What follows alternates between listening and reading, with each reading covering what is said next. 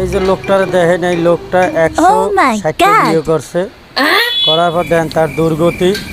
এখন এই বয়সে আইয়া সিকিউরিটি গার্ডে চাকরি করে। কন এখন আর কি দশা হইবে? কন দুপুরে ভাত খাইছেন কি দিয়ে? দুপুরে ভাত খাইছি ডিম, আলু ভর্তা, ডাল।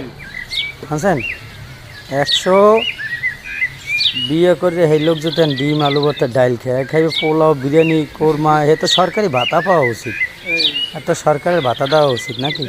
এই যে লোকটারে দেখেন, এই লোকটা 160 বিয়ে করছে, করার পর দেন তার দুর্গতি। এখন এই বয়সে আইয়া সিকিউরিটি গার্ডে চাকরি করে। কন এখন আর কি দশা হইবে? কন দুপুরে ভাত খাইছেন কি দিয়ে?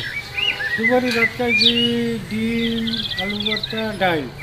বুঝছেন, 100 বিয়ে করে সেই লোক যদি ডিম আলু ভর্তা ডাইল খায়, খাইবে পোলাও বিরিয়ানি কোরমা, এ তো সরকারি ভাতা পাওয়া উচিত, এত সরকারের ভাতা দেওয়া উচিত নাকি?